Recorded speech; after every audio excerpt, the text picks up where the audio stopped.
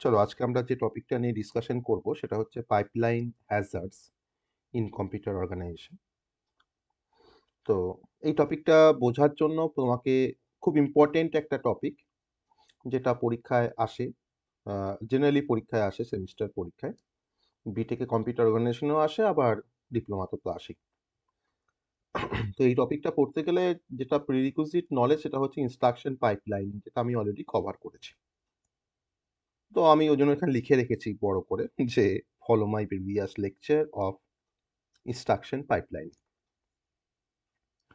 কারণ instruction pipelining এরই একটা ড্রব্যাকই হচ্ছে হ্যাজার্ডস। তো সেটা আমরা ইনস্ট্রাকশন পাইপলাইন আমি বেসিক কনসেপ্টটা এখানে আরেকবার রিক্যাপ করব খুব সংক্ষেপে। Basic concept of instruction pipeline তোমরা সবাই আগের ভিডিও তোমার দেখে ইনস্ট্রাকশন পাইপলাইনিং এর কনসেপ্টটা কিন্তু কভার করবে, দেন এটাকে দেখবে, না হলে কিন্তু কিছুই বুঝতে পারবে না যে কেন টপিকটা পড়ছি, কি হয়। হ্যাঁ, তোমরা কিন্তু ফার্স্টে সবাই কিন্তু এটাকে কভার করবে। আমি তাও এখানে রিক্যাপ করছি যে বর্তমান দিনে যে মডার্ন কম্পিউটার প্রসেসর, তো সেখানে যদি আমরা থ্রুপুটটাকে যদি আমরা ইনক্রিজ করতে চাই, থ্রুপুট মানে হচ্ছে যে একটা পার্টিকুলার সময় আমার কম্পিউটার প্রসেসর কতগুলো ইনস্ট্রাকশনকে এক্সিকিউট করতে পারে, তার মেজার্সটাই হচ্ছে থ্রুপুট। আমরা সবসময় চাইবো যে 1 সেকেন্ডে যদি আমার কম্পিউটার যদি তোমার ধরো হয়তো 1000 ইনস্ট্রাকশনকে এক্সিকিউট করতে পারে, আর আমরা কোনটা চাইবো যে 1 সেকেন্ডে আমার কম্পিউটার হয়তো 50টা ইনস্ট্রাকশনকে এক্সিকিউট করতে পারবে। আমরা অবভিয়াসলি 1 সেকেন্ডে 1000 ইনস্ট্রাকশনকে এক্সিকিউট করতে চাইবো, এবং ওটাই চাইবো আমরা। তাহলে এটা হচ্ছে কিন্তু থ্রুপুট, যে পার সেকেন্ডে আমার কম্পিউটার বা আমার প্রসেসর কতগুলো ইনস্ট্রাকশনকে এক্সিকিউট করতে পারে। তো এই থ্রুপুটটাকে আমরা ইনক্রিজ করতে চাইছি। তাহলে এই থ্রুপুটটাকে যদি আমাকে ইনক্রিজ করতে হয়, তাহলে আমার ইনস্ট্রাকশন এক্সিকিউশনগুলোকে আমাকে ওভারল্যাপিং করতে হবে। আমি যদি ভাবি যে আমার একটা ইনস্ট্রাকশন এক্সিকিউট হবে, তারপরে আবার একটা ইনস্ট্রাকশন এক্সিকিউট হবে, তাহলে কিন্তু এটা ওভারল্যাপ হচ্ছে না। কারণ একটা ইনস্ট্রাকশনকে এক্সিকিউট হওয়ার জন্য আমার ডিফারেন্ট স্টেপ আছে।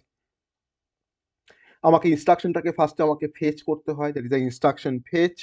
তারপরে ইনস্ট্রাকশনটাকে আমাকে ডিকোড করতে হয়। তারপরে আমাকে অপারেন্টগুলোকে ফেচ করতে হয়। তারপরে আমাকে মেমোরি অ্যাড্রেস ক্যালকুলেশন করতে হয়।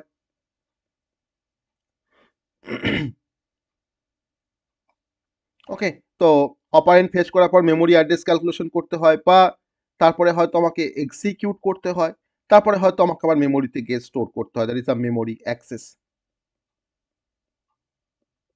তো এতগুলো স্টেপ আছে যাতে করে আমরা একটা ইনস্ট্রাকশনকে এক্সিকিউট করতে পারি, যেগুলো হেল্প নিয়ে। তো সব থেকে মেন ইম্পর্টেন্ট যে ফেজগুলো সেটা তোমার হচ্ছে ইনস্ট্রাকশন ফেজ, ইনস্ট্রাকশন ডিকোড, আর হচ্ছে এক্সিকিউট। এই তিনটে হচ্ছে আমার কমন ফেজ। তাহলে এই তিনটে ফেজকে কমপ্লিট করতে তো আমার একটা সময় লাগবে। যদি আমি ভাবি যে আমার সিস্টেমে এখন 5টা ইনস্ট্রাকশন আছে, তো সেই 5টা ইনস্ট্রাকশনকে হয়তো আমি এক্সিকিউট করব, আমি হয়তো কোনো পাইপলাইনিং কনসেপ্ট ব্যবহার করলাম না, তাহলে হয়তো আমাকে, তাহলে তোমার তখন সেখানে কি করতে হবে না, আমাকে ওয়ান বাই ওয়ান একটা করে ইনস্ট্রাকশনকে এক্সিকিউট করতে হবে।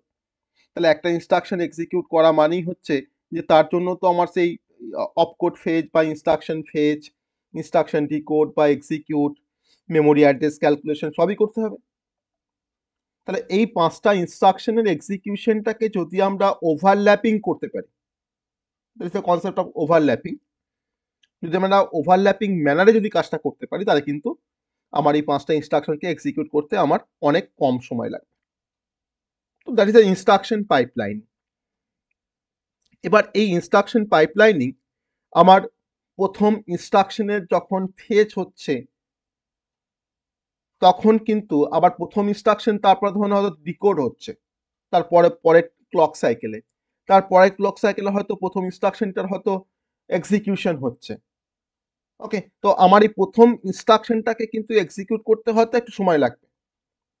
কিন্তু যখন আমি যদি পাইপলাইনিং কনসেপ্ট ব্যবহার করি, তা আমি তো এখানে ডিফারেন্ট ফাংশনাল ইউনিটকে নিয়ে কাজ করবো, আমার ডিফারেন্ট সেগমেন্ট থাকবে।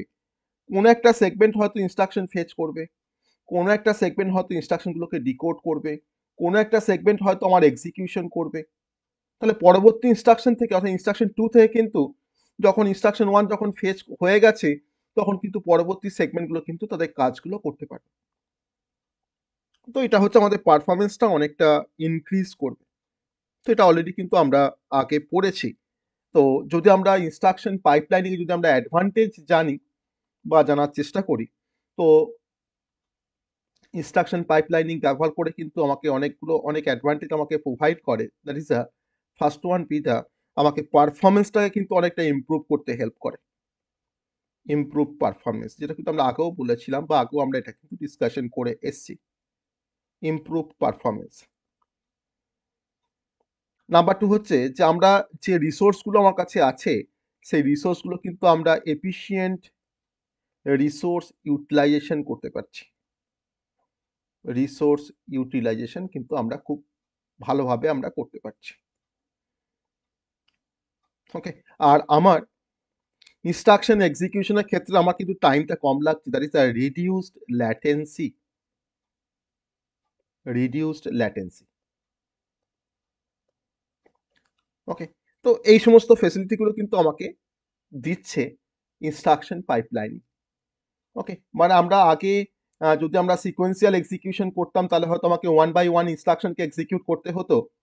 কিন্তু পাইপলাইন এক্সিকিউশনের ফলে কি হচ্ছে যে একসাথে আমরা একটা পার্টিকুলার ক্লক পালসে আমরা অনেক ইনস্ট্রাকশনকে এক্সিকিউট করতে পারছি বা নিয়ে কাজ করতে পারছি। কিন্তু এই ইনস্ট্রাকশন পাইপলাইনিং এর একটা চ্যালেঞ্জেস হচ্ছে কিছু চ্যালেঞ্জেস তার মধ্যে তোমার একটা চ্যালেঞ্জেস তোমার হচ্ছে পাইপলাইন হ্যাজার্ডস।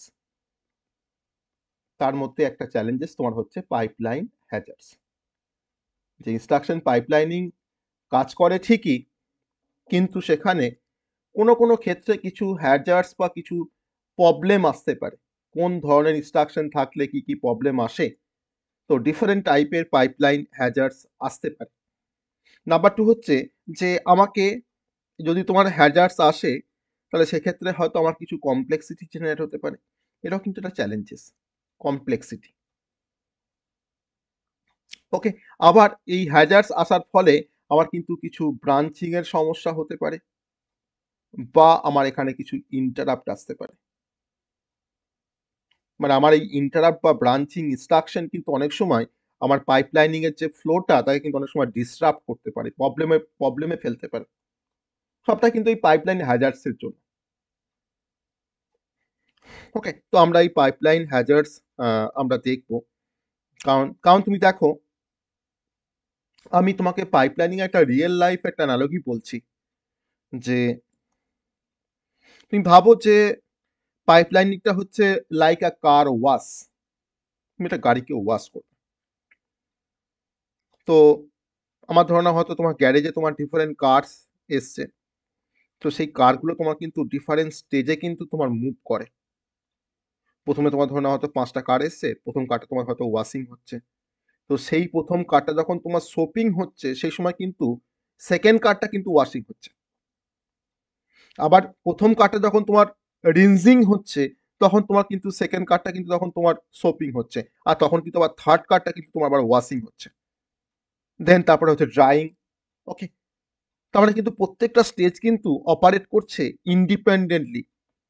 তাহলে আমরা অ্যাট ওয়ান্স আমরা কিন্তু মাল্টিপল কারকে আমরা প্রসেস করতে পারছি। ওকে? আমাদের কম্পিউটার আর্কিটেকচারে তোমার ইনস্ট্রাকশন পাইপলাইন কিন্তু একটা ফান্ডামেন্টাল একটা অ্যাপ্রোচ। পাইপলাইন হ্যাজার্ডস নিয়ে আমরা এখন পড়ব। তো আমরা বেসিক্যালি পাইপলাইন হ্যাজার্ডস এর মধ্যে আমরা ৩ রকম টাইপের হ্যাজার্ডস নিয়ে আমরা ডিসকাশন করব। খুব সংক্ষেপে। আমাদের জাস্ট আসবে হোয়াট ইজ পাইপলাইন হ্যাজার্ডস আর discuss the different type of pipeline hazards. তো আমরা এখন পাইপলাইন হ্যাজার্ডস এর কনসেপ্টে আমি যাব। তো এই পাইপলাইন হ্যাজার্ডস এর কনসেপ্টটা কেন আসলো তার ওটাকে বলতে গিয়ে কিন্তু আমি তোমাকে ইনস্ট্রাকশন পাইপলাইনিং এর কনসেপ্টটা বললাম। নাহলে তুমি কিন্তু রিলেট করতে পারবে না যে এটা কার সাথে সম্পর্কযুক্ত। Okay? That is a pipeline hazards. খুব ইম্পর্টেন্ট একটা কনসেপ্ট। পরীক্ষায় আসে বা পরীক্ষায় আসবে। পরীক্ষায় আসে বা পরীক্ষায় আসবে। তো আমার পাইপলাইন হ্যাজার্ডস ডিফারেন্ট কারণের জন্য আসতে পারে। তো এটা বেসিক্যালি পাইপলাইন হ্যাজার্ডসটা হচ্ছে বেসিক্যালি একটা সিচুয়েশন, যে সিচুয়েশনে কোনো ইনস্ট্রাকশনই হয়তো এক্সিকিউশন হতে পারে না। মানে একটা ইনস্ট্রাকশন, তার যে একটা ইনস্ট্রাকশন ধরে নাও আছে, সেই ইনস্ট্রাকশনটা হয়তো আমি ধরলাম ইনস্ট্রাকশন নাম্বার 1 বা ইনস্ট্রাকশন 2, সে হয়তো তোমার ক্লক পালস 2তে হয়তো তার এক্সিকিউট হওয়ার কথা, 2তে হয়তো তার এক্সিকিউট হওয়ার কথা। কিন্তু আমার পাইপলাইন হ্যাজার্ডস আসার কারণে আমার ইনস্ট্রাকশন 2টা কিন্তু ক্লক পালস 2তে কিন্তু এক্সিকিউট হতে পারবে না। ওকে, তার মানে এখানে আমার ইনস্ট্রাকশন পাইপলাইনিং এর মধ্যে আমার কিছু ডিপেন্ডেন্সি অকার করছে, কিছু ডিপেন্ডেন্সি অকার করছে, বা কিছু হ্যাজার্ডস অকার করছে, বা কিছু হ্যাজার্ডস অকার করছে। এমনও তো হতে পারে যে আমার ইনস্ট্রাকশন 1 আর ধরো নাও ইনস্ট্রাকশন 2, দুটো ইনস্ট্রাকশন আছে। আমার হয়তো ইনস্ট্রাকশন 1টা এক্সিকিউট না হলে তার রেজাল্টকে নিয়ে হয়তো ইনস্ট্রাকশন 2 কাজ করে। তাহলে ইনস্ট্রাকশন 1 যদি এক্সিকিউট না হয়, তাহলে কিন্তু ইনস্ট্রাকশন 2 কিন্তু এক্সিকিউট হতে পারবে না। যদি এটা হয় তাহলে এটা হবে। আর যদি এটা এক্সিকিউট না হয় তাহলে কিন্তু এটা কোনোভাবেই এক্সিকিউট হতে পারবে না। তাহলে আমার ধরুন না পাইপলাইনিং এ হয়তো ইনস্ট্রাকশন 1 এর রেজাল্টটাকে নিয়ে হয়তো ইনস্ট্রাকশন 2 কাজ করবে। হয়তো ইনস্ট্রাকশন 1 এর তোমার রেজাল্টটা তোমার জেনারেটই হচ্ছে না এখন। তো সেক্ষেত্রে আমার হ্যাজার্ডস আসতে পারে। ওকে। আবার ধরে নাও ইনস্ট্রাকশন 1 তার এক্সিকিউশনের জন্য তোমার ধরুন যে হার্ডওয়্যার রিসোর্সটার প্রয়োজন, সেই হার্ডওয়্যার রিসোর্স তোমার হয়তো এখন অ্যাভেলেবেল নয়। তো তার কারণে তোমার দেখো ইনস্ট্রাকশন 2 কিন্তু এক্সিকিউশন হতে পারছে না। ওকে, তো আমরা পাইপলাইন হ্যাজার্ডসকে আমরা 3টে টাইপে ক্লাসিফাই করব। Okay, that is a types of pipeline hazards আমরা 3টে টাইপে তোমার ক্লাসিফাই করব। Number 1, structural hazards.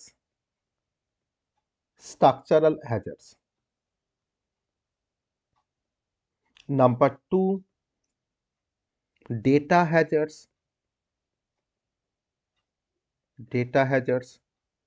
আর third one be the control hazards.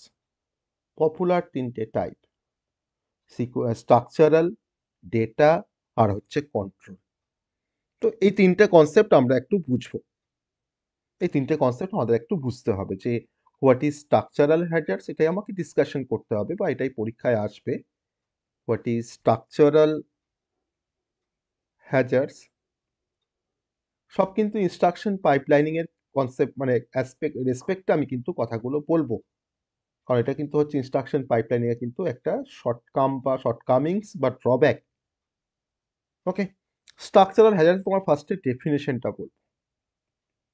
Structural হ্যাজার্ডসের ফার্স্টে তার ডেফিনেশনটা বলবো, আর তারপরে কজ বলবো। ওকে, তো এই স্ট্রাকচারাল হ্যাজার্ডস তোমার তখনই অকার করে যখন আমার কিছু হার্ডওয়্যার রিসোর্সের প্রয়োজন কোনো একটা ইনস্ট্রাকশনের, কিন্তু সেই হার্ডওয়্যার রিসোর্সটা হয়তো এখন আনঅ্যাভেলেবেল। ওকে, তাহলে স্ট্রাকচারাল হ্যাজার্ডস তোমার কখন অকার করে না, অকার্স হোয়েন হার্ডওয়্যার রিসোর্স বা resources required for an instruction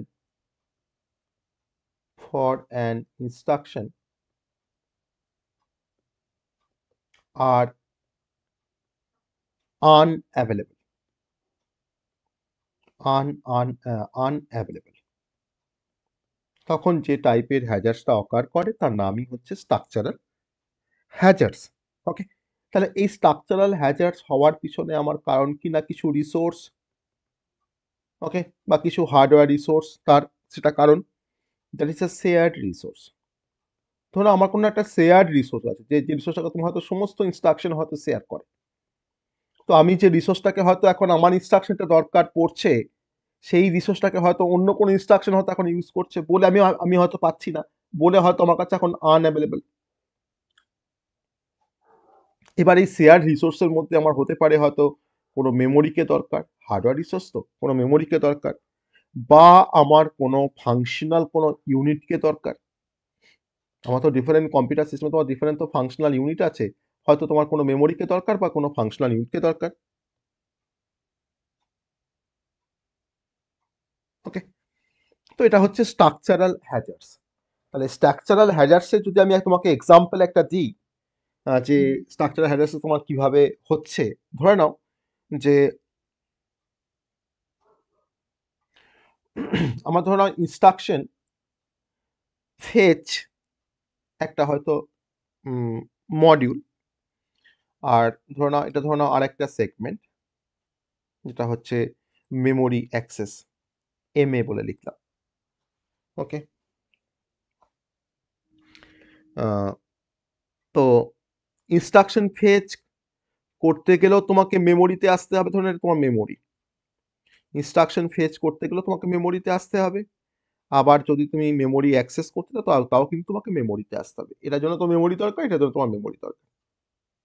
ওকে, তাহলে দেখো এবার ধরে নাও হয়তো ইনস্ট্রাকশন ফেজ তোমার ধরে নাও হয়তো মেমোরিটাকে হয়তো অ্যাক্সেস করছে, তাহলে তার পরবর্তী যে ইউনিটটা ওই পার্টিকুলার ইনস্ট্রাকশনের জন্য সে কিন্তু আর মেমোরিটাকে পাবে না। তার মানে এটা তো একটা রিসোর্স, এটা তো একটা রিসোর্স, তার মানে এই রিসোর্স কিন্তু এখন ইনস্ট্রাকশন ওয়ান বা ইনস্ট্রাকশন টু কিন্তু সে কিন্তু মেমোরিটাকে অ্যাক্সেস করতে পারছে না।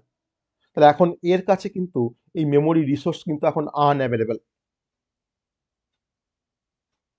ওকে, তো এটা হচ্ছে তার কজ, মানে আমি এটা তোমাকে এক্সাম্পল দেখালাম, কজ তো আগে বললাম, এটা হচ্ছে এক্সাম্পল।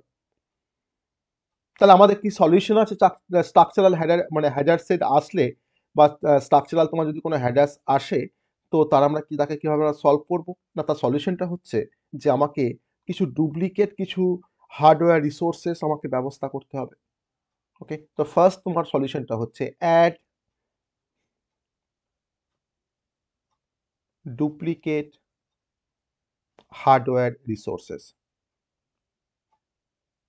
হার্ডওয়্যার রিসোর্সেস মানে আমাকে তখন ইনস্ট্রাকশনের জন্য তোমার সেপারেট মেমোরি করতে হবে, মেমোরি ফর ইনস্ট্রাকশন, আমাকে সেপারেট মেমোরি করতে হবে ইনস্ট্রাকশনের জন্য, আবার আমাকে সেপারেট ইনস্ট্রাকশন করতে হবে মেমোরি ফর ডেটা। তাহলে কিন্তু আর এই সমস্যাটা আসবে না। ওকে, তো এটা হচ্ছে আমার সলিউশন স্ট্রাকচারাল হ্যাজার্ডসে। দেন চলে আসবো তোমার ডেটা হ্যাজার্ডস, সেকেন্ড যে type of hazards, that is আর ডেটা হ্যাজার্ডস। ডেটা হ্যাজার্ডস এটা খুব ইম্পর্টেন্ট হ্যাজার্ডসের মধ্যে একটা পার্ট। তো ফার্স্টে তার ডেফিনেশন বলবো। ডেফিনেশন, তো ডেটা হ্যাজার্ডস তখনই অকার করে, occurs when instruction in the pipeline বা pipeline, instruction in the pipeline, instruction in the pipeline depends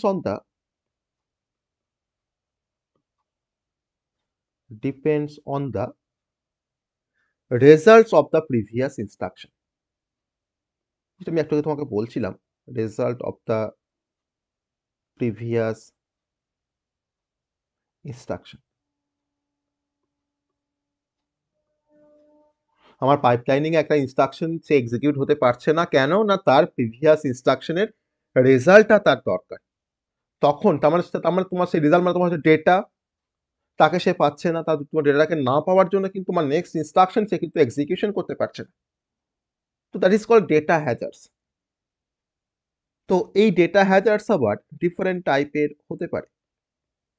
এর আবার টাইপ আছে, যেমন প্রথম টাইপটা হচ্ছে আর এ ডাব্লিউ, তার মানে হচ্ছে read after write, read after write. Number two হচ্ছে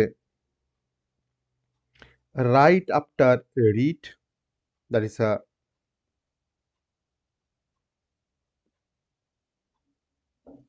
রাইট আফটার রিড। জাস্ট নামগুলোকে জেনে রাখো। থার্ড ওয়ান কি, দ্য রাইট আফটার রাইট,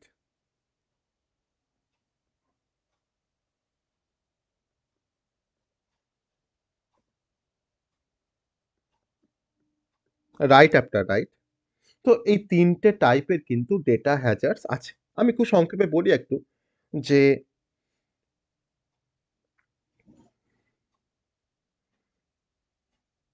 একটা ফার্স্ট তোমার চলে আসি আ রিড আফটার রাইট এর কনসেপ্ট। ফার্স্ট এ তোমার চলে আসি রিড আফটার রাইট এর কনসেপ্ট। খুব সিম্পল কনসেপ্ট। তোমরা ধরে নাও একটা ইনস্ট্রাকশন হয়তো কোনো ভ্যালুকে রিড করতে চাইছে। ঠিক আছে? তো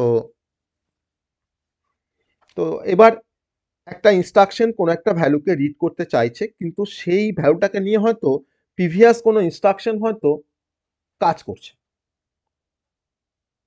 ওকে? তো সে রাইট না করলে তো এ রিড করতে পারবে না। আমার এই ইনস্ট্রাকশনস তো রিড করতে পারবে না যতক্ষণ না সেই ইনস্ট্রাকশনটা ও রাইট করছে ডেটাটাকে। That is a read after write hazards বা ডেটা হ্যাজার্স। দেন তোমার হচ্ছে write after write, write after read.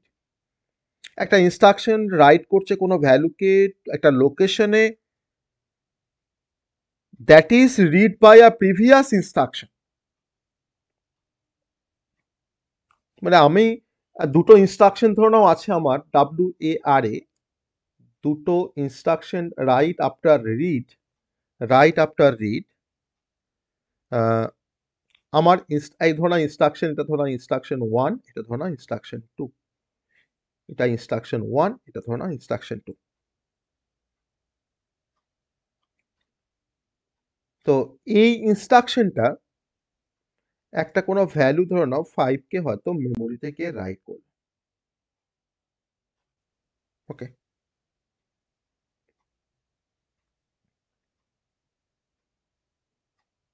আমি এটাকে ইনস্ট্রাকশন 1 বলছি না, ধরে নাও হয়তো ইনস্ট্রাকশন 2 বলছি, যে ইনস্ট্রাকশন 2 হয়তো মেমোরিতে গিয়ে হয়তো 5 টাকে রাইট করলো।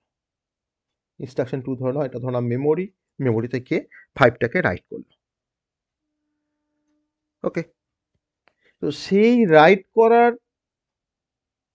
পর তারপরে হয়তো ইনস্ট্রাকশন 1 ধরে নাও তোমার সেটাকে হয়তো রিড করতে চাইছে। ওকে? বা ঘুরিয়ে বলতে গেলে হয়তো ইনস্ট্রাকশন 1 ধরে নাও হয়তো তোমার প্রিভিয়াস হয়তো 4 টাকে রিড করে নিয়েছে। তারপরে হয়তো তোমার হয়তো ইনস্ট্রাকশন 2 হয়তো তোমার 5 টাকে রাইট করেছে। That is a write after read.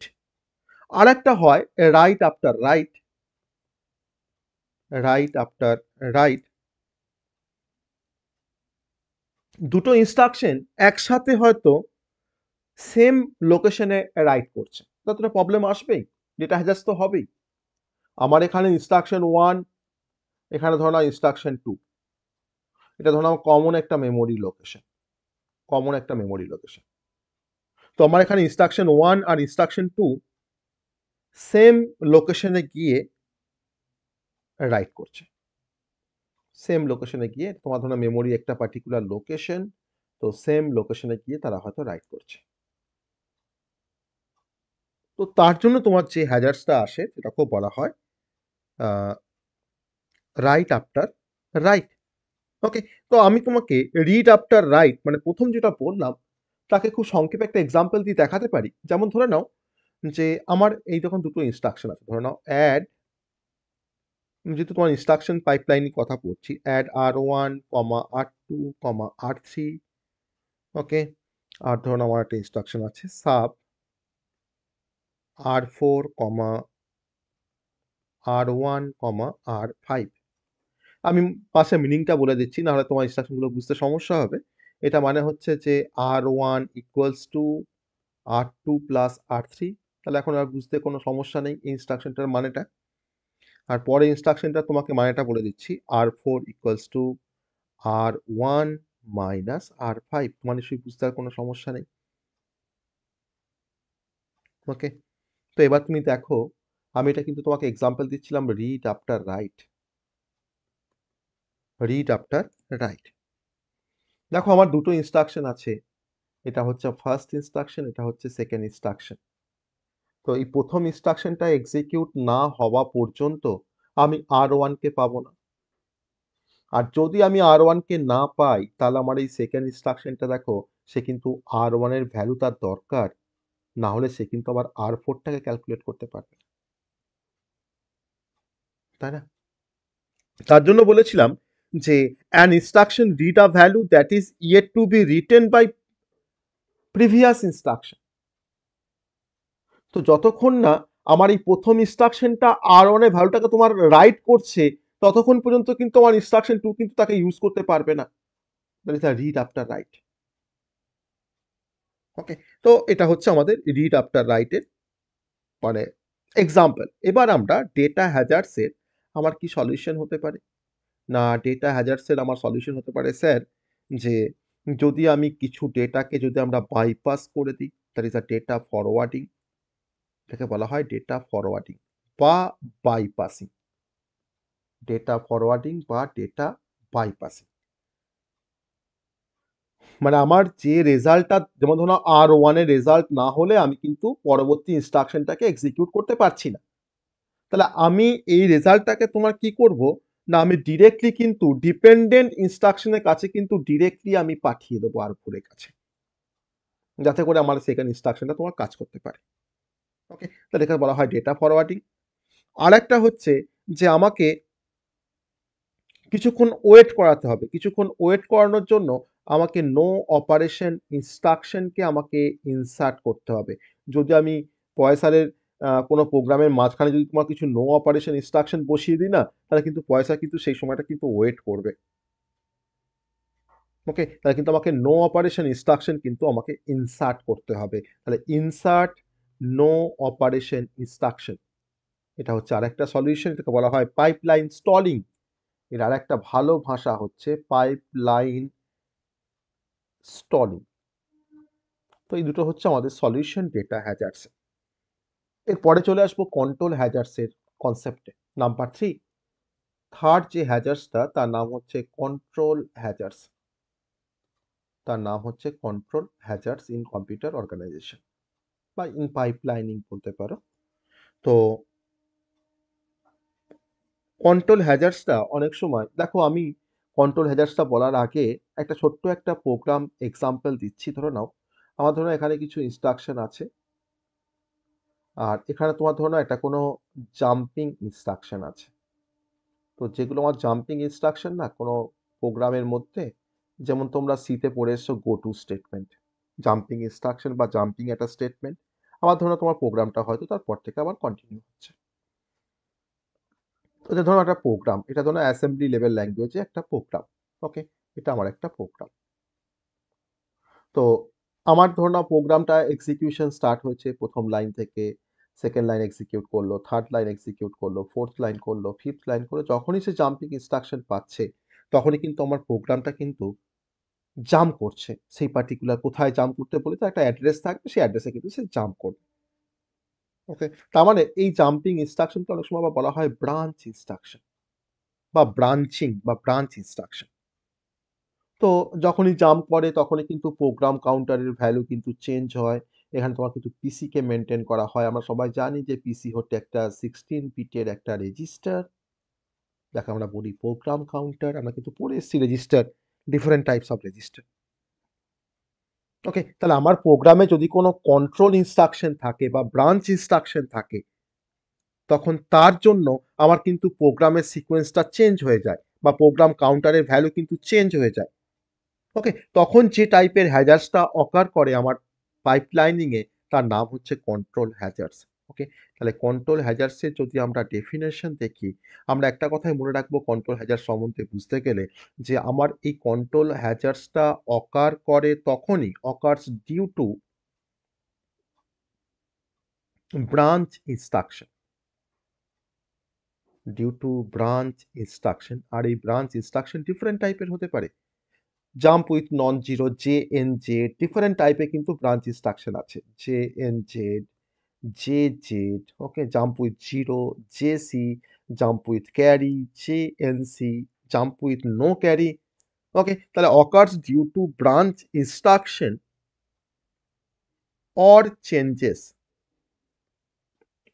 In the program counter, in the program counter, যাকে আমি পিসি বলছি, যাকে আমি পিসি বলছি। তার মানে আমার যখনই ব্রাঞ্চ ইনস্ট্রাকশন আসবে বা জাম্পিং ইনস্ট্রাকশন আসবে, তখন কিন্তু আমার সিপিইউর যে কন্ট্রোলটা সে কিন্তু জাম্প করবে সেই জাম্পিং মানে সেই যে অ্যাড্রেসটা আমার দেওয়া থাকবে সেখানে জাম্প করবে। তো আমার কন্ট্রোলটা তার মানে তোমার সুইচ করছে বা শিফট করছে। তার জন্য কিন্তু এটাকে বলা হয় কন্ট্রোল হ্যাজার্ডস। তার জন্য এটা বলা হয় কন্ট্রোল হ্যাজার্ডস। ওকে?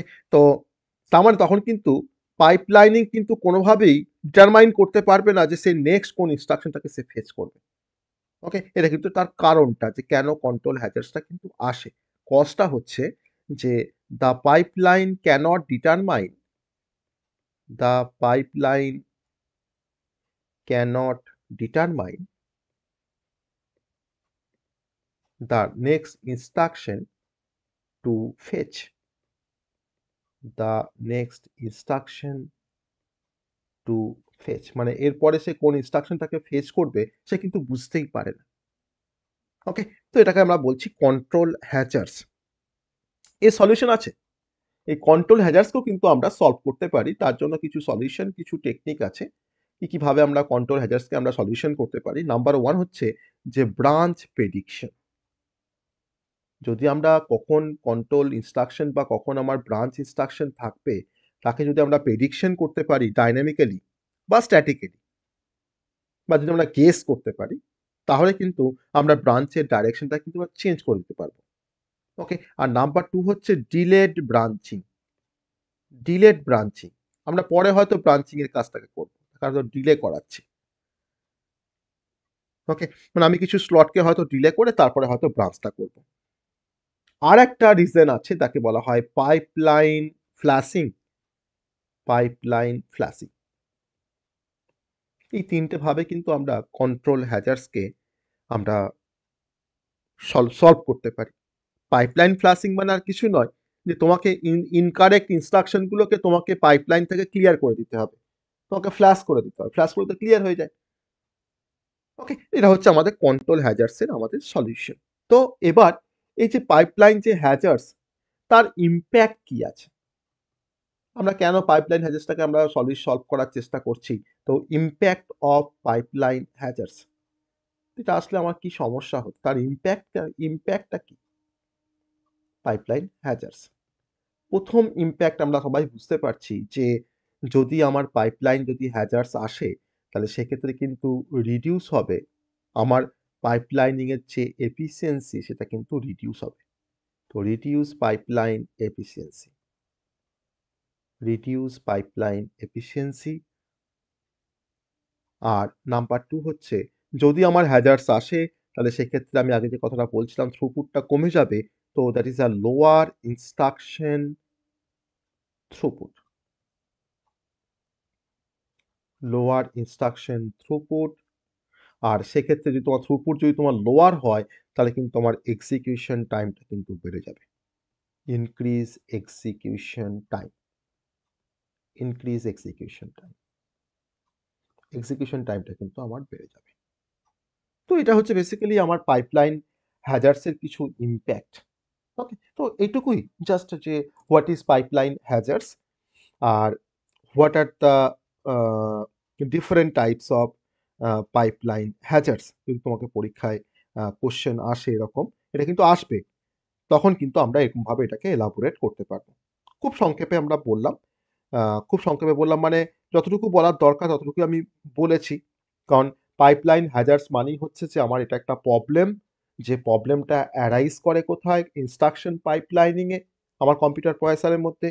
যাতে করে আমার পাইপলাইন হ্যাজার্ডস আসলে নেক্সট ইনস্ট্রাকশন কিন্তু সে কোনোভাবেই তার ডেজিগনেটেড যে ক্লক সাইকেল সেখানে সে এক্সিকিউট করতে পারে না। ওকে? আর এই হ্যাজার্ডসটা আমার মানে নরমাল যে ফ্লো অফ ইনস্ট্রাকশন বা স্মুথ ফ্লো অফ ইনস্ট্রাকশন এর যে এক্সিকিউশন তা কিন্তু সে ডিসরাপ্ট করে পাইপলাইনিং এর ক্ষেত্রে। তো সেক্ষেত্রে আমার সেখানে পারফরম্যান্স ডিগ্রেডেশন হতেই পারে বা হয় বেসিক্যালি। হতে পারে মানে হয়। আমরা পাইপলাইন হ্যাজার্ডসকে তোমার ৩ টে টাইপে ক্লাসিফাই করেছি। তো ডেটা হ্যাজার্ডস, কন্ট্রোল হ্যাজার্ডস, তাই না? আর তোমার হচ্ছে স্ট্রাকচারাল হ্যাজার্ডস। ৩ টে টাইপে আমরা ক্লাসিফাই করেছি। আমি প্রত্যেকটা টাইপে তোমার তার কজ, তার এক্সাম্পল, ওকে? তাকে কিভাবে আমরা সলভ করব, দ্যাট ইজ এ সলিউশন সবটাই আমি বলেছি। আর ইমপ্যাক্ট ও বলেছি যে পাইপলাইন হ্যাজার্ডস এর তোমার কি ইমপ্যাক্ট। তো এই হ্যাজার্ডসগুলোকে যদি আমাকে কমাতে হয়, মিটিগেট করতে হয়, কমাতে হয়, তাহলে আমাকে হার্ডওয়্যার ডিজাইনটাকে আমাকে অপটিমাইজ করতে হবে। মানে আমাকে আরো বেশি মেমোরি পোর্ট রাখতে হবে। আমাকে ব্রাঞ্চ প্রেডিকশনের জন্য আরো বেটার কিছু সিস্টেম রাখতে হবে। আমাকে অ্যাডভান্স কোনো টেকনিক ব্যবহার করতে হবে। ওকে? আমাকে সফটওয়্যার লেভেলে কোনো অপটিমাইজেশন তার ব্যবস্থা করতে হবে। This is a strategy to mitigate the hazards. মানে ওভারঅল যে হ্যাজার্ডস এর কনসেপ্টটা। ওকে, তো এই হচ্ছে আমাদের পাইপলাইন হ্যাজার্ডস। তার কনসেপ্ট অবশ্যই তোমরা ইনস্ট্রাকশন পাইপলাইন দেখার পরে কিন্তু এই হ্যাজার্ডসটা তোমরা দেখবে, তাহলে কিন্তু এটা বুঝতে পারবে। না হলে কিন্তু ইনস্ট্রাকশন পাইপলাইন না দেখে যদি তুমি ডিরেক্ট এটাকে দেখতে যাও, তাহলে কিন্তু কিছু বুঝতে পারবে না। ওকে, তো অতএব এটাকে ভালো করে দেখো, খুব ইম্পর্টেন্ট একটা কনসেপ্ট, কিন্তু পরীক্ষায় আসবে সিএসও সাবজেক্টের মধ্যে, কম্পিউটার সায়েন্সের third semester, diploma third semester, even কিন্তু বিটেক থার্ড সেমিস্টারও কিন্তু পাইপলাইন হ্যাজার্ডস এর কনসেপ্টটা আছে বা অ্যাভেলেবেল। ওকে, চলো, গুড নাইট।